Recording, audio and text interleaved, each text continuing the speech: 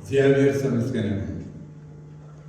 ሰማያዊ አምላክና ነመስግነካ ለና ወልድኻ ኢየሱስ ክርስቶስም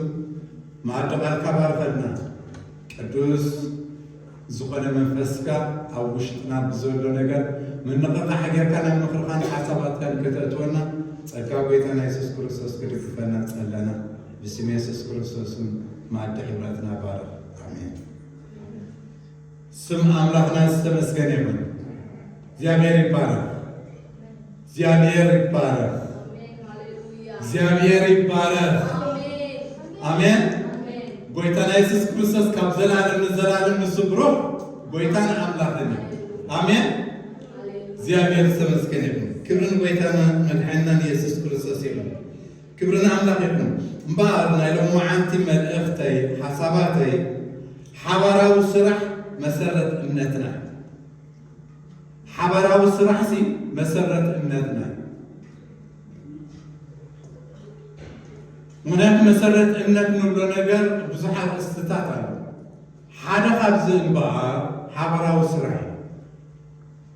ኣነ ንስኻትኩምን ሓቢርና ክንሰርሓሉ ዘገድደና ነገር መሰረት እምነትና ጎይታ በይንና ተፈሊና ክንዓይ ኣይፀዋዓና። ጎይታና ኢየሱስ ክርስቶስ ነናትና ቤት ክንሰርሕ ኣይፀዋዓና። ጎይታና ኢየሱስ ክርስቶስ ዝደልየ ነገር ሓደ ነገር እንድሕር ኣሎ ኮይኑ ሓባራዊ ስራሕ ሂብና። እምበኣር ሓባራዊ ስራሕ መሰረት እምነትና እዩ።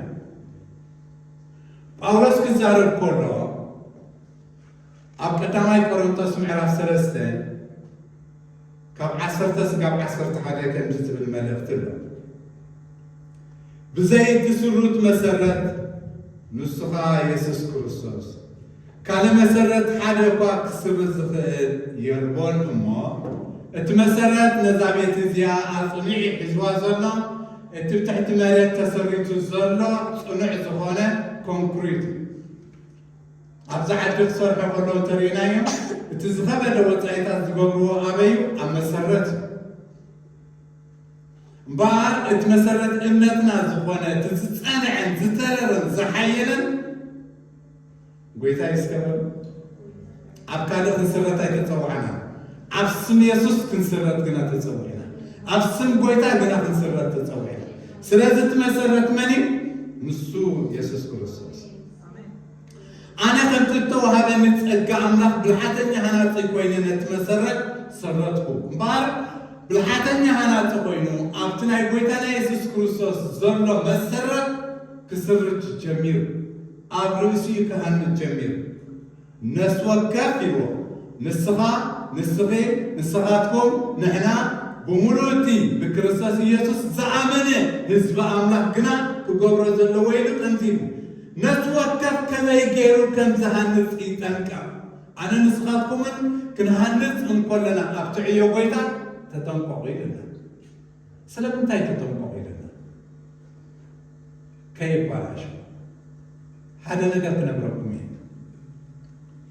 ክርስትና ክንሃንፅ ከለና መጀመርታ ፍረዝጊ ኣብ ሂወተይ የምህናፅ ዝጅመር ኣብ ሕብረት ከይሃነፅኩ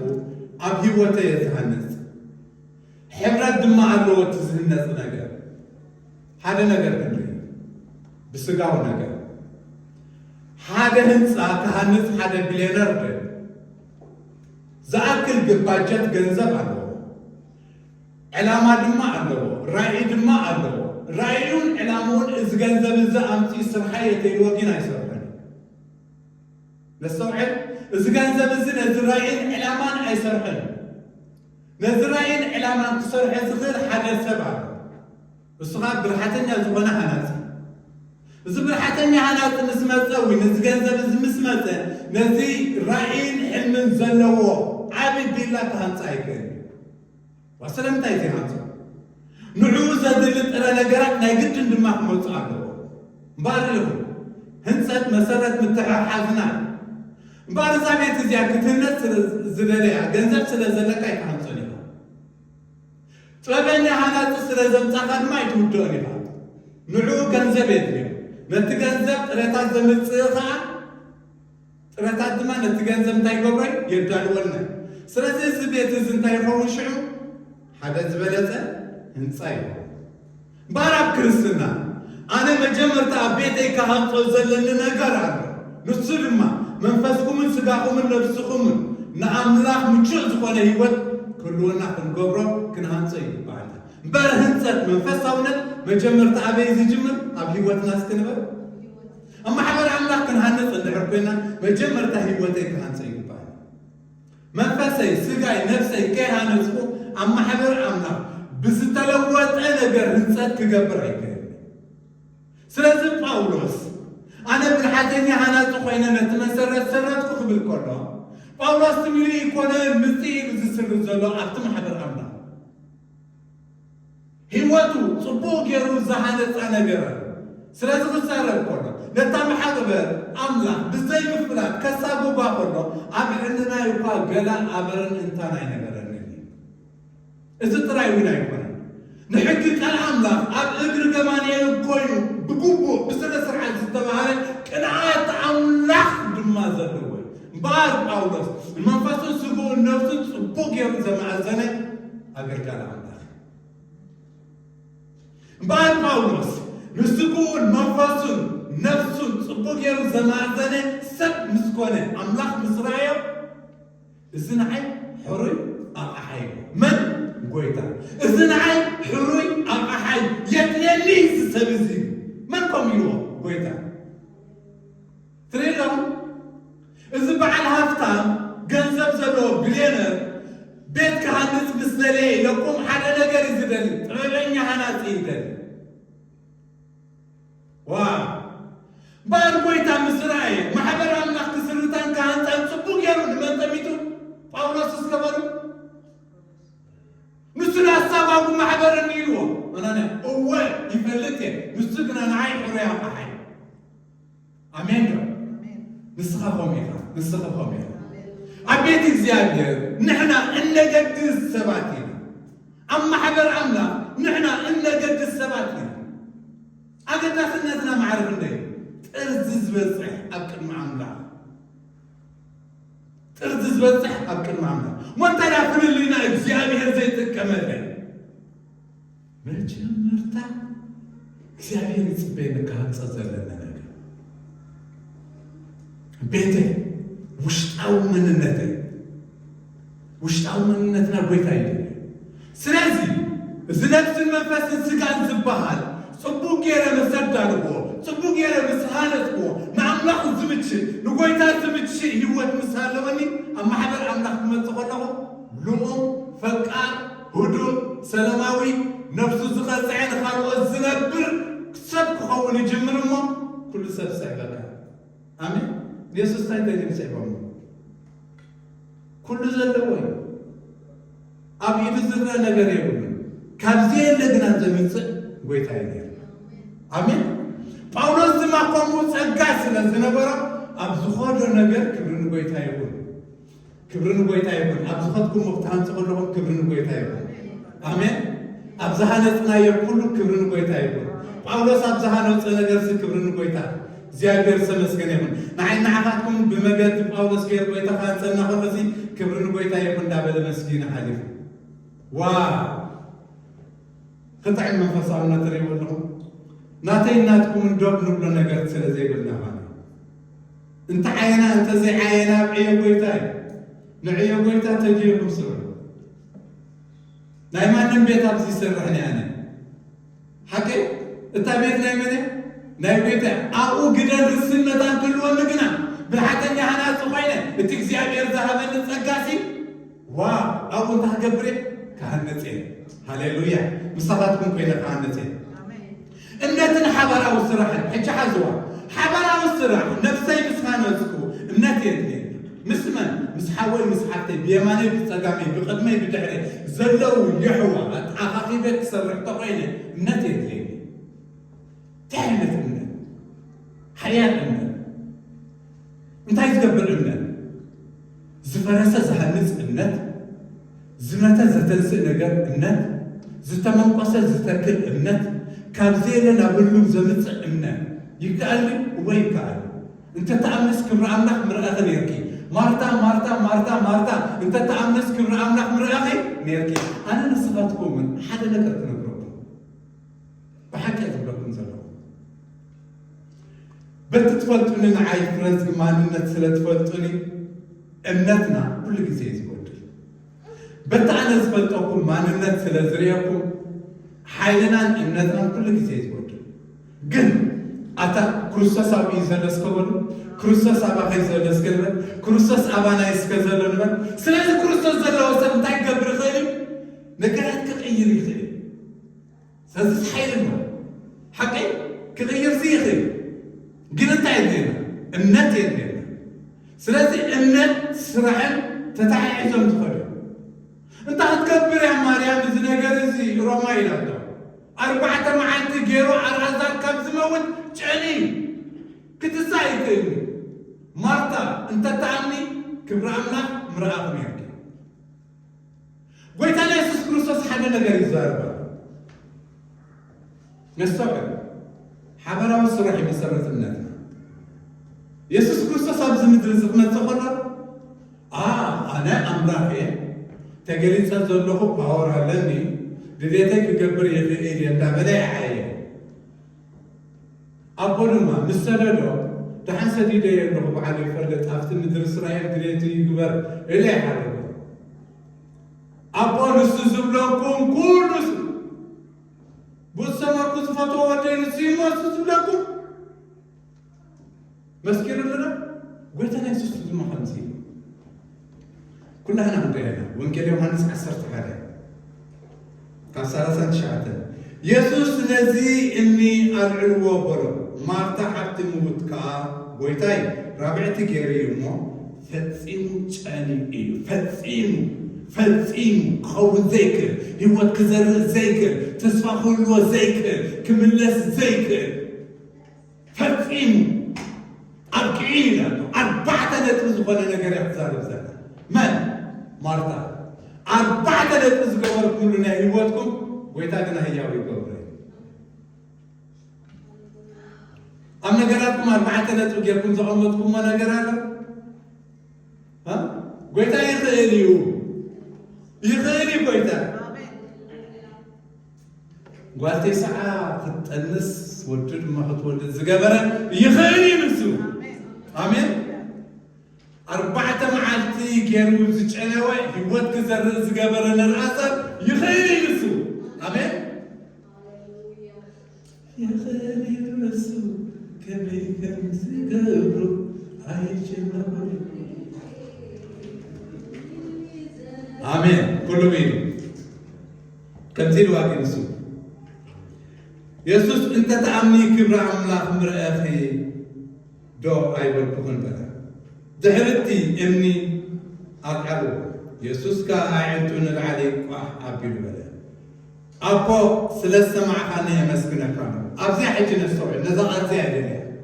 يسوس من العليك وأحبيل أبو سلسة مع خانية مسكنة كانوا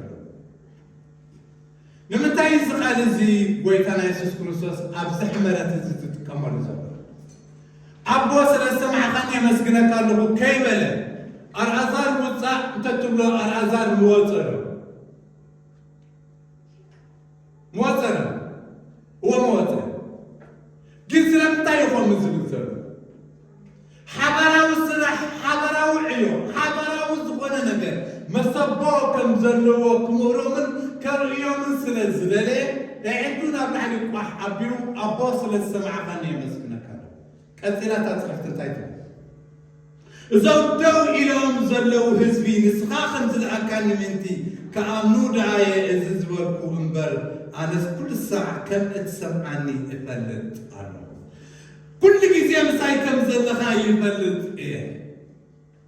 نحخا عيلي نلعلك وحب إلى دوايا العلا زمسكنك هزولو جيب أنا نسخان حدا مخانا حبرت ما غنزل لنا أبصار عنا زمزر إنا زلو متان تحقورو فتن كسان حبرتنا حيلنا لما كنورث يقبرنا حبرت نزلونا أبزم زرزي كنورث يقبرنا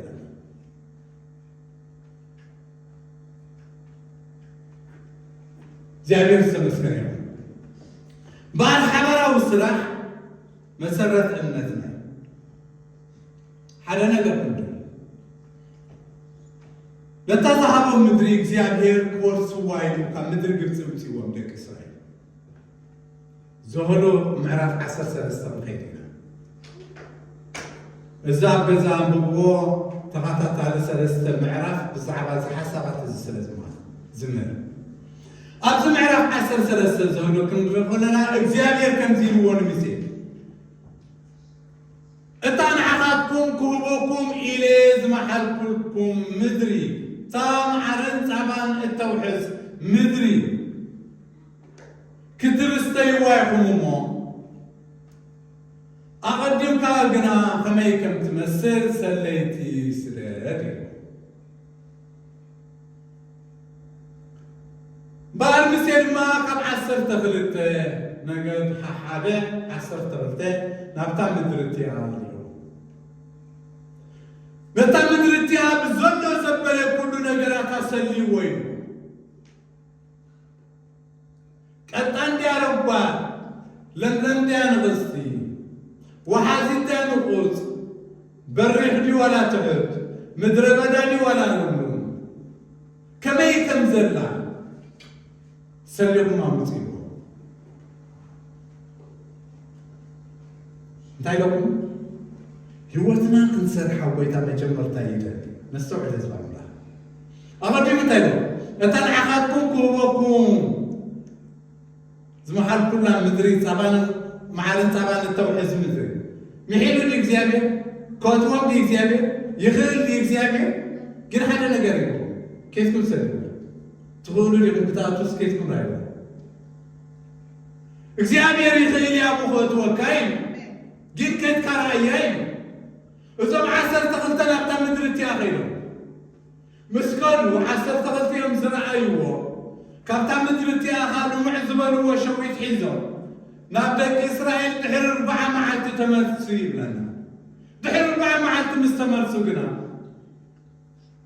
ደቂ እስራኤል ተኣኪቦም ሙሴ ድማ ኣብ ቅድሚኦም ኮፍ ኢሉ እንከሎ ከምዚ ዝብል መልእኽቲ ሂቦም ሙሴ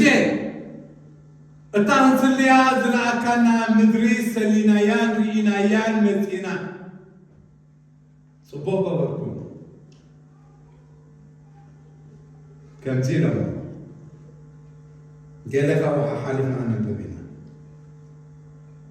27 ምዕራፍ 13 27 ስጋብ 33 ከምዚ ኢሎም ድማ ኣዘንተው ናብታ ሰነድካና ሃገር ይበፅሐና بحق إنسات أبان معرم التوحيز إياه فرياقا إزيو أبتا هذا الزنبر هزبقنا حيال إيو نستوحي أبتا هذا الزنبر هزبقنا حيال إيو إتن كتماتاتك التعرقان أزين عبيتني أبو ما دقعنا أقرأ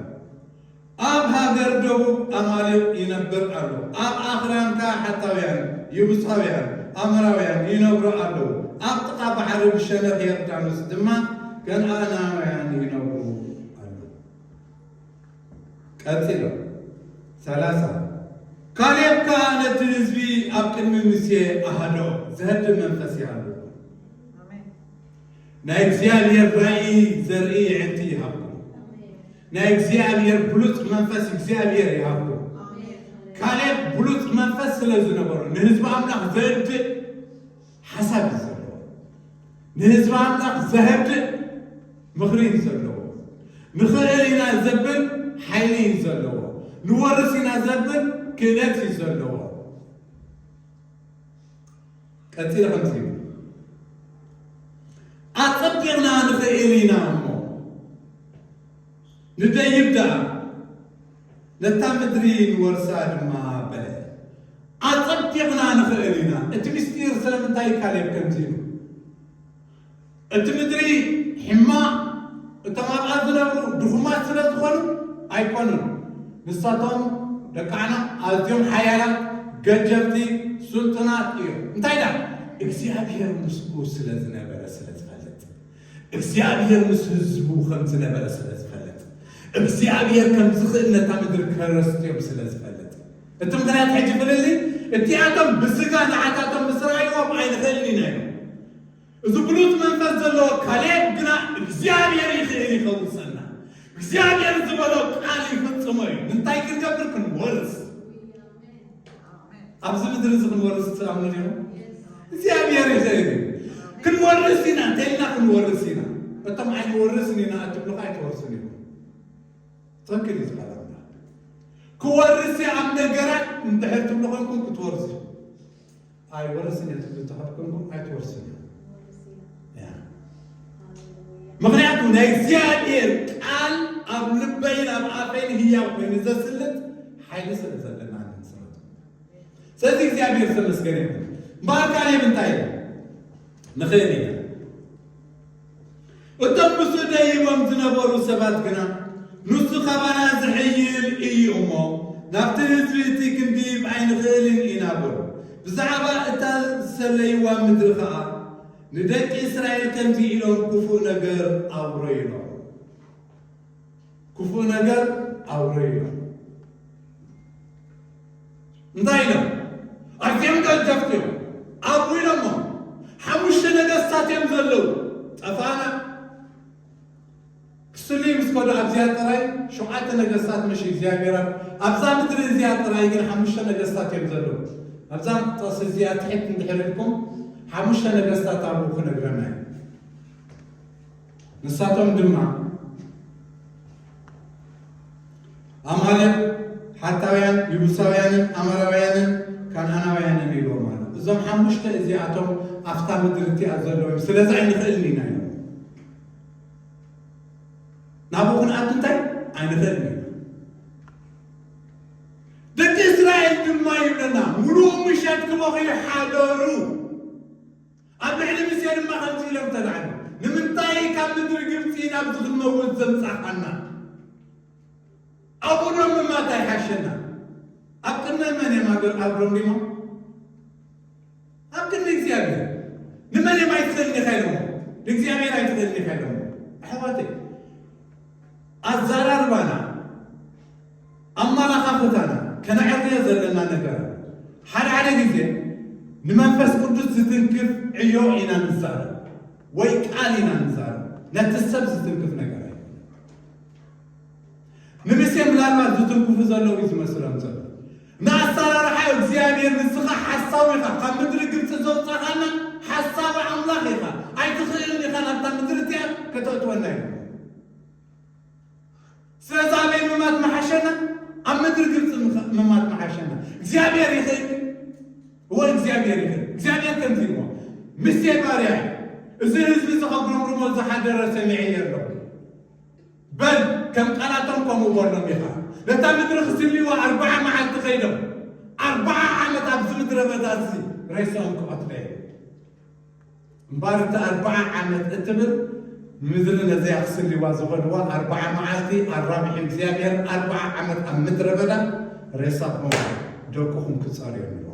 زي ما إنسانكم عم مدرب داخل أكلكم يكون زي ما إيمانكم عم مدرب داخل أكلكم يكون أنت خبطنا فيكم زوجة كان إمنا نستهيا كوين خبر حكم يكون أنا هيا ويا كل زمن أنا موت يتيل موتي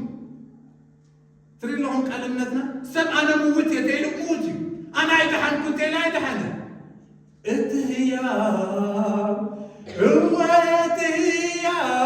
وتتصادق وتصادق كم زعاني لومي زقام رزله يمسكنك يمسكنك وتسكا وتسكا سيران أيودساني وقطقات أيودساني وطنا معمود غنو أيودسواني أنا تهيا وبنان إكزابير ودسو سلازي كاليب مسياسو نخيلي ناينو زم كلت زياتهم سلازي عمونني نفتا مدرتي أخاطب كانوا دك إسرائيل كنا سلازي عمونني عم ندرب هذا أكتر فيه ناب إسرائيل كندياتهم كلتا وصحة اللي ماتم عم ندرب هذا زتولتو ولدكم كنا نتا مدرتي أخاطب السواء مستخاتكم كنا كاب كنافركم بزوج صاحب وكال عم ندرب هذا أكتر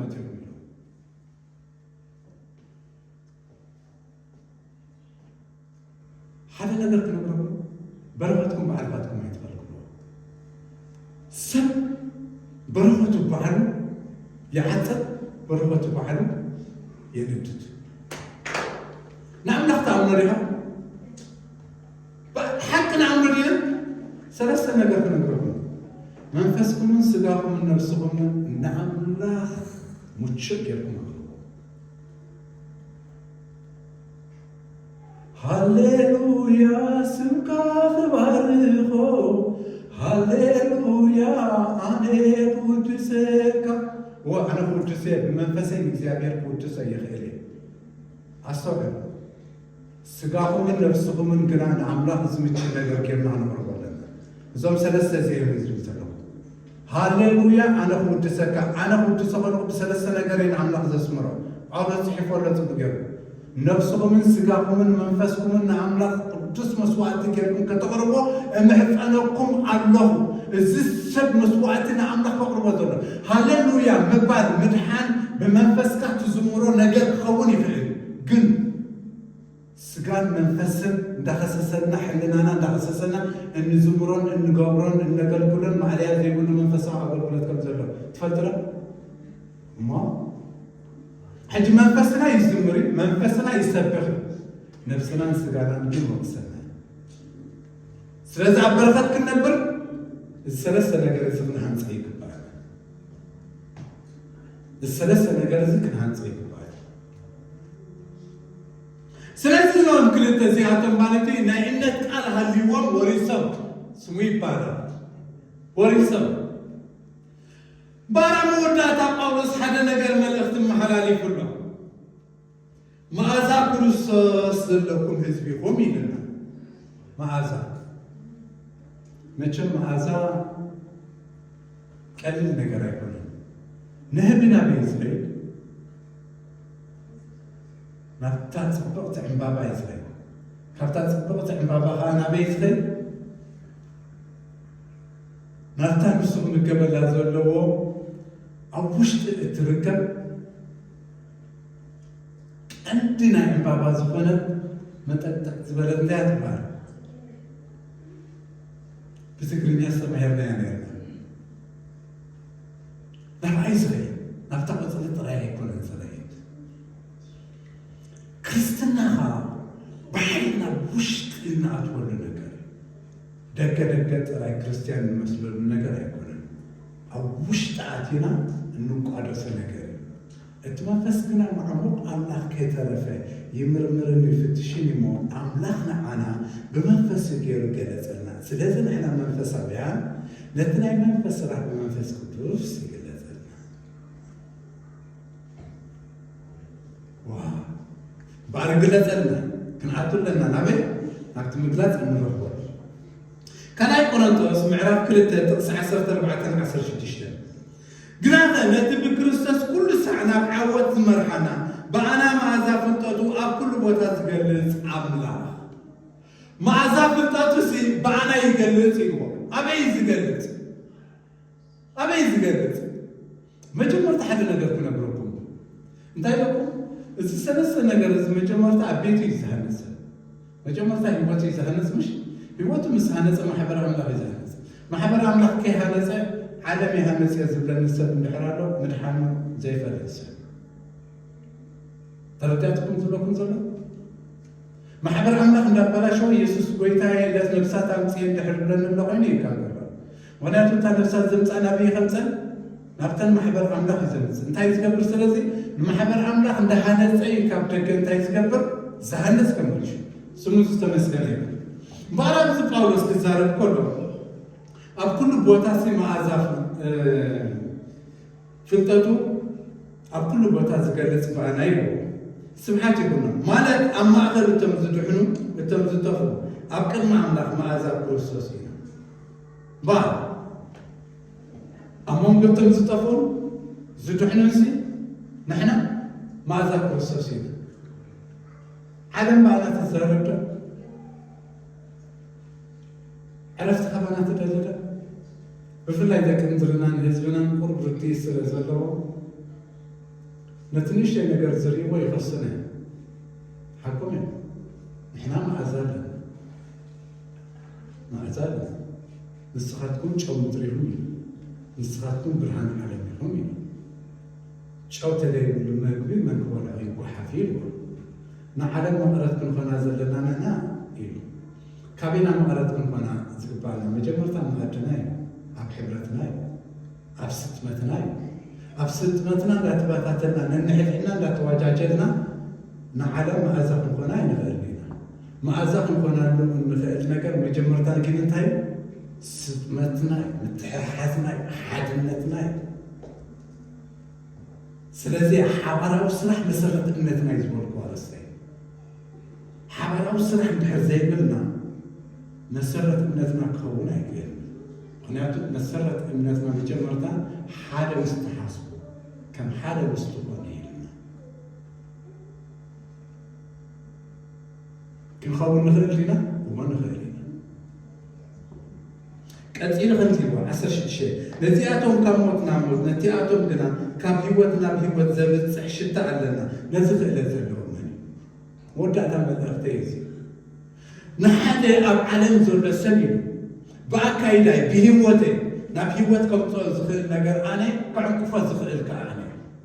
ብሰንኪ ኣነ ዝዓንቀፍዎ እዚ ሰብ እዚ ብሰንከይ ህይወት ኣብ ክንዲ ዝረክብ ንዓይ ብምጥማት ናብ ዝገደደ ፀልማት ይኸይድ ናብ ጥፍኣት ይኸይድ ኣነ ብዝገበርክዎ ኣካይዳ ኣነ ብዝገበርክዎ ፅቡቕ ዝኾነ ነገር ቅድስና ድማ እዚ ሰብ እዚ ንዓይ ብምርኣይ ናበይ ይኸይድ ናብ ጎይታ ይመፅእ ናብ ህይወት ይሳገር ንዓኻትኩም እዮም ነቲ ኣብ ሰማይ ዘሎ ኣቦኹም መታን ከመስግንዎ ኣካይዳኹም ኣብ ቅድሚ ኣህዛብ ኣፅብቑ ዘይጠቅም ቃል ካብ ከናፍርኩም ኣይውፃእ ንሰማዓቱ ንበረኸት ዝኸውን ቃል ደኣ እምበር ዘይጠቅም ቃል ካብ ከናፍርኩም ኣይውፃእ እዚ ባህሪ ክርስቲያን እዚ ህይወት ናይ ክርስቲያን እዚ ከዓ ውሽጣዊ ማንነቱ ከይተቐየረ ሰብ ክቕይሩ ኣይክእል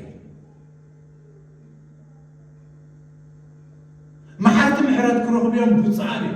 ሓደ ነገር ክነግረኩም ናይ ዝኾነ ነገር ተዘክሮ ጌርኩም ኣብ ልዕሊ ሰባት ቂምታ እንድሕር ትገብሩ ኮይንኩም መንፈሳዊ ኩሉ ሓደ ኣይተረዳእኩም ምክንያቱ እንታይ ዓይነት ምሕረት ዝተገበረልኩም ሰብ ምዃንኩም ኣይፈለጥኩም ካበይ ጎይታ ከም ዘለዓለኩም ኣይፈለጥኩም ጎይታ ካበይ ከም ዘለዓለኒ እንድሕር ዝፈልጥ ኮይነ ኣነ ንሓወይ እንተበደለንሲ ክሽሕ ግዜ ይበድለኒ ምሕረት ክገብረሉ ተፀዊዐ ምክንያቱ ምሕረት ዝተገበረለይ ሰብ ኣብ ቅድሚኹም ጠጠው ኢለ ዘገልግል ዘለኹ ምሕረት ዝተገበረለይ ሰብ ስለ ዝኾንኩ ናተይ ፅባቐ ናተይ ገረ ወላ ሓደ ይብለይ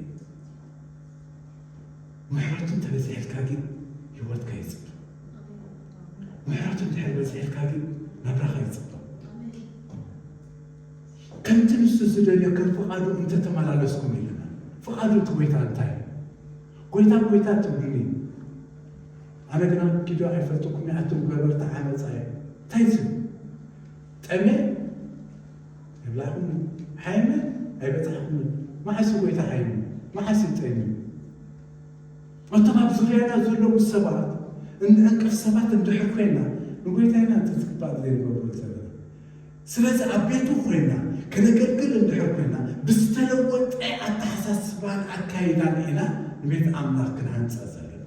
ቤት ኣምላኽ እትህነፅ ድማ ሰብ መጀመርታ ማንነቱ ክሃንፅ ክኽእላሉ ሰብ መጀመርታ ህይወቱ ክሃንፅ ክኽእላሉ ንምንታይ ከምዚ ዘይገበረ ማሕበር ኣምላኽ ኣይትበሉ ክንድንግፀሉ ይግባአና ከምዚ ዓይነት ሰብ ምክንያቱ መጀመርታ ህይወቱ ከማን ኣይረብሐ ሰብ ህይወቱ ከይረብሐ ንኻልእ ክረብሕ ኣይክእል ስለዚ ጳውሎስ ክዛረብ ከሎ በኣና ገይሩ ሲኢሉ ንገሊኣቶም ካብ ሞት ናብ ሞት ንገሊኣቶም ገይሩ ካብ ህይወት ናብ ህይወት ግና መወዳእታ እንታይ ኢሉ ጳውሎስ ነዚ ክእለት ዘለዎ ስናኒ ኣነ ግን ኣነ ይኹብለ ምሕረትን ፀጎን ተረዲንሲ ካብ ዓቕመይ ዘይኮነ ካብ ብልውኑን ምሕረትን ተረዲኒ ኣነ ዓቕሚ ኣለና ብለየ መን ክእለት ኣለዎ እንተይልኩም ኣነ በልዎ ናትኩም ሓይሊ ኣይኮነ ምሕረትካ ምስ በዛሓለ ይገና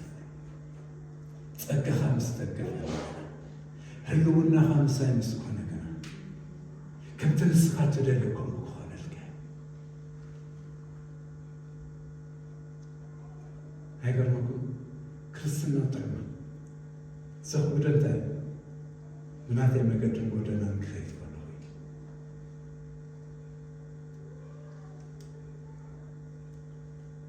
በትናቱ ጎደና መገደል ክንኸይድ እንድሕር ፈቲና ግና እቲ ዝመቀለ ህይወት ክርስትና እቲ ዝጠዓመ ነገር ክርስትና እዩ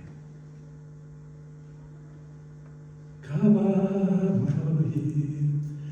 ንላሊ ንላሊ ካባምሮይ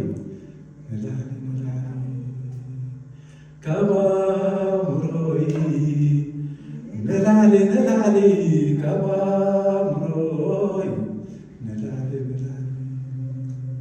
እግዚአብሔር ካባምሮና ንላሊ ብሓቂ ዝብለኩም ዘሎ ምሕረቱን ፀጉን ተትትንክፈኩም ነይሩ ፅቡቅ ገይሩ ንጎይታ ከምቲ ዝምችእ ነገር ንባኹም ታዛ ዓበየት ነገር ክነግረኩም ምሕረቱን ክርዳእና ክእላ ምሕረት ጎይታ ዝተረድኦ ሰብ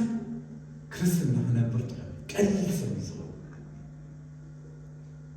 ምሕረት ግን ኣይትርዳእና ምሕረት ጎይታ ፍፅም ኣይትርዳእና ንሱ ግና ካባምሮና ንላዕሊ ኣሜን ካባምሮይ ንላዕሊ ንላዕሊ ካባምሮይ ንላዕሊ ንላዕሊ ካባምሮይ ንላዕሊ ንላዕሊ ካባ